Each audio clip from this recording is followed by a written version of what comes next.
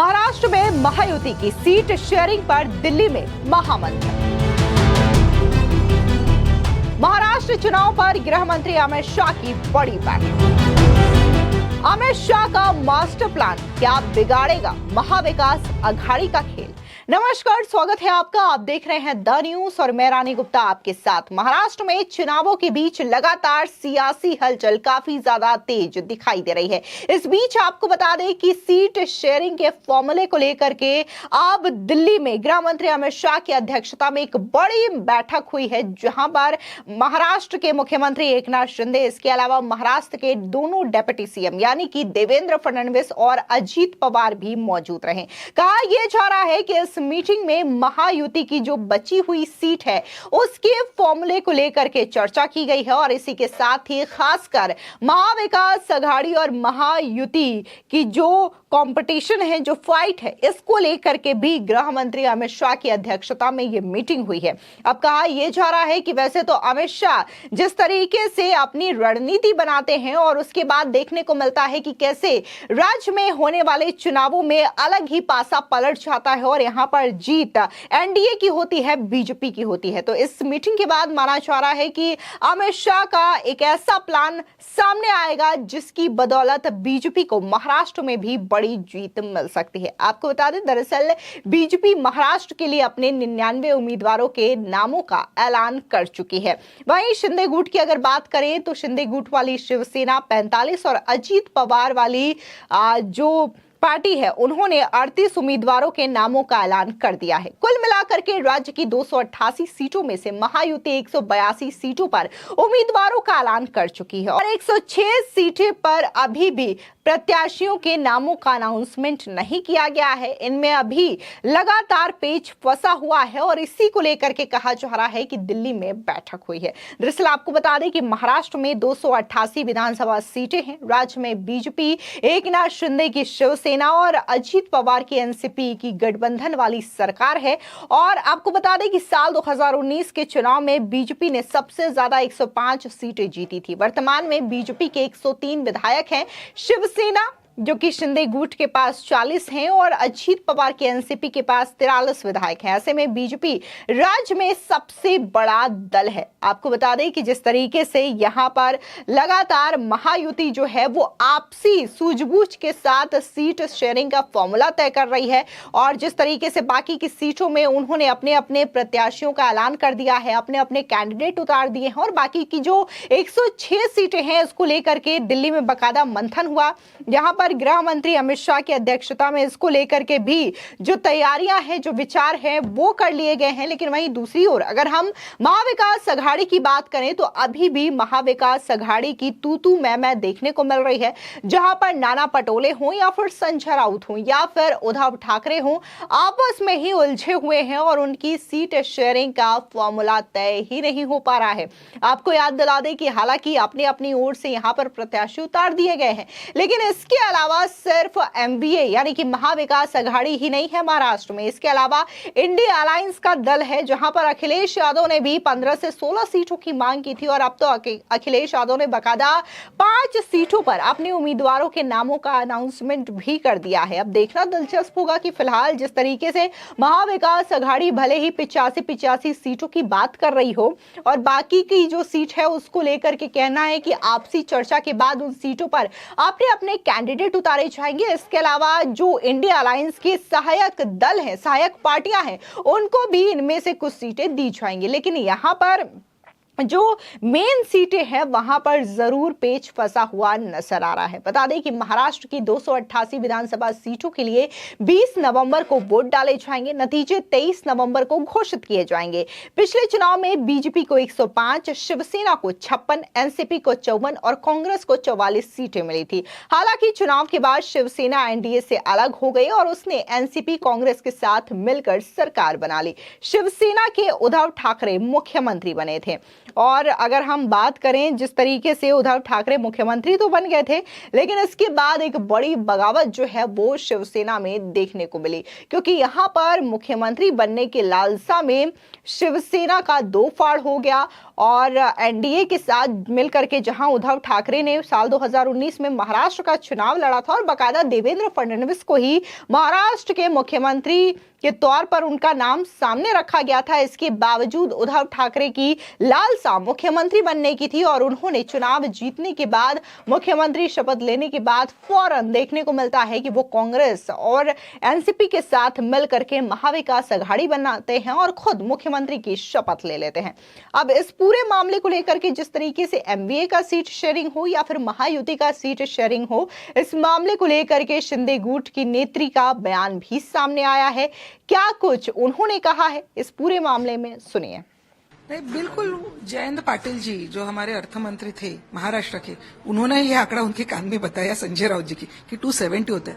तो ऐसे अगर अर्थ मंत्री महाराष्ट्र के थे तो महाराष्ट्र की जो परिस्थिति आप देख रहे हैं, मुझे लगता है 85 इसमें जो सबसे प्रॉब्लम हुआ है वो कांग्रेस को हुआ है, क्योंकि आज कांग्रेस देखा जाए तो सबसे बड़ी पार्टी, उनके पास सबसे ज्यादा विधायक है, लेकिन शप यानी शरद पवार गुट और उद्धव गुट, इन्होंने उनका गेम पूरा किया है।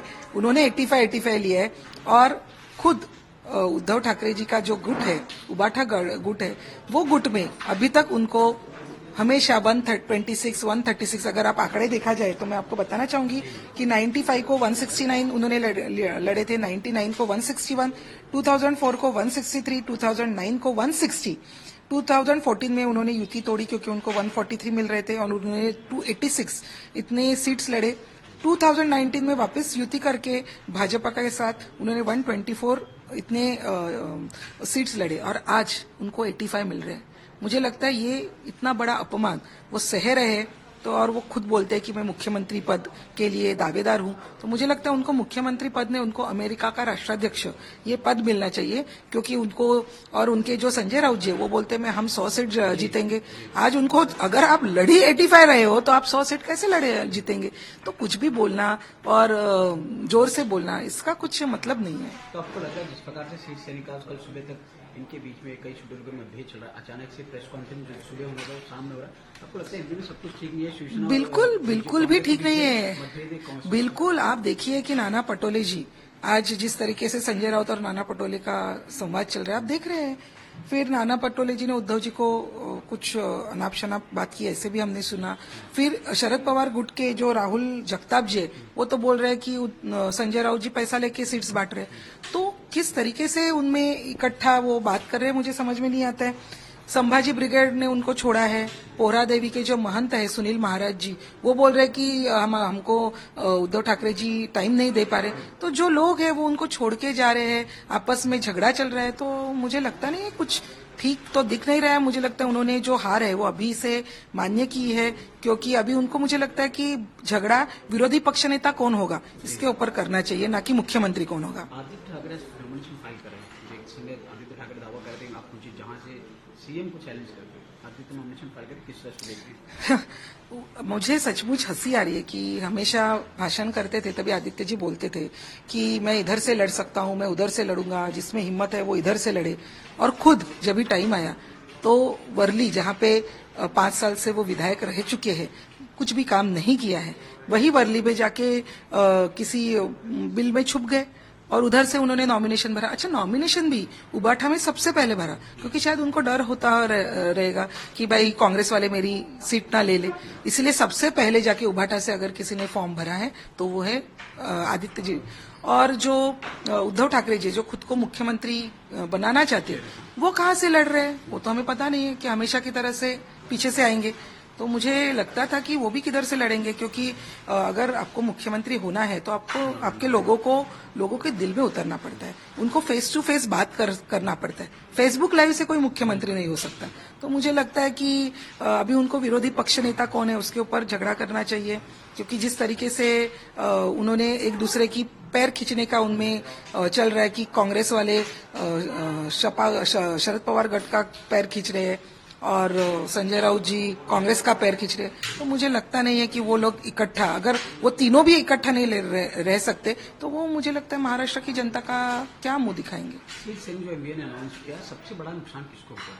क्योंकि कांग्रेस भी दावा करी 100 सीट का, शिवसेना जी मुझे लगता है सबसे बड़ा नुकसान कांग्रेस का हुआ है, क्योंकि कांग्रेस के पास सबसे ज्यादा विधायक है। इनके पास 10-15 विधायक है और तीनों को same seats. Strike rate Lok Sabha में देखा जाए तो कांग्रेस का सबसे ज्यादा है। जो उनका पक्ष फूट गया है वो शरद पवार का फूट गया है और शिवसेना का, उनका तो इंटैक्ट है। फिर भी सबसे कम सीट्स कांग्रेस को मिल रही है। मुझे लगता है इसमें सबसे बड़ा नुकसान कांग्रेस का है और शरद पवार जी और संजय राउत ने मिलके इनका गेम बजाया है। मैम, बात करते हैं महायुति की सीट से कब तक फैसला हो जाए, क्योंकि आज तीनों नेता जो है बड़े वरिष्ठ नेता, आज शाम तक या कल सुबह तक हमारे जो भी 2-3 लगभग फैसला हो चुका है। 2-3 सेट के ऊपर चर्चा चालू है और आज शाम तक या आज देर रात तक हमारी सीट सब कंफर्म हो जाएगी। शिंदे जी ने 65 लोगों का नाम का उम्मीदवार का नाम जारी किया है। कितने आप लोग लड़ रहे हैं चुनाव, बताइए कुछ आंकड़ा बताइए कितने सीट्स को? देखिए, हमारा स्ट्राइक रेट के ऊपर हम ज्यादा ध्यान देना चाहते हैं और जो विधायक हमारे साथ सीएम साहब के साथ, शिंदे साहब के साथ आए, उन हर एक को सीट देना ये हमारी जिम्मेदारी थी। उनको वैसे हमने बताया था, तो हर एक को वो सीट देने की हमने कोशिश की है और स्ट्राइक रेट के ऊपर हम ज्यादा काम करेंगे, क्योंकि 85 सीट लड़के 100 सीट जीतने की हुनर हमें नहीं है, तो वो शायद उनमें है। तो उनको जो करना है वो करने दें, हम स्ट्राइक रेट पे जरूर काम करेंगे। उम्मीदवार खड़ा करेंगे आप, क्योंकि जी बिल्कुल नहीं, देखिए, मन से एक पार्टी है, अलग पार्टी है, राज ठाकरे जी जिनके प्रमुख है, तो उनको पूरा अधिकार है कि उनकी पार्टी बढ़ाने के लिए जो भी है वो उनको करना चाहिए। तो उन्होंने भी अपनी फर्स्ट लिस्ट उन्होंने जाहिर की है। बहुत सारी जगह पे उन्होंने कैंडिडेट दिए। हमारे तो कैंडिडेट्स है ही, हमने भी सीट्स जाहिर किए। तो हर जगह पे हमारे जो सीट्स हमें मिलने वाली शिवसेना की, उधर हम जरूर हमारे कैंडिडेट जाहिर करेंगे। बिल्कुल जल्दी हमारे नाम आप आज रात तक ही आपको आ जाएंगे। अनिल देशमुख जो हाल ही में ईडी केस में गिरफ्तार होते हैं, जेल में होते हैं, हालांकि इसमें बेल पे बाहर है, नॉमिनेशन फाइल करने में हो गई।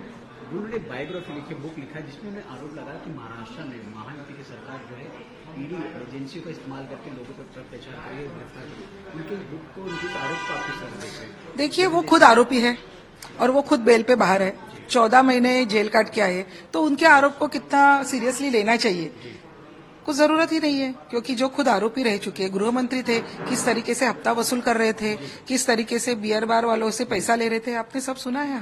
हम नहीं बोल रहे, ये आरोप में लिखा है। तो जो खुद आरोपी रह के बेल पे बाहर है, उनके ऊपर ज्यादा बात करना मुझे उचित नहीं लगता। आपको बता दें, दरअसल जून 2022 में शिवसेना में आंतरिक कलह हो गई। इसके बाद एकनाथ शिंदे ने पार्टी के 40 विधायकों को तोड़ दिया।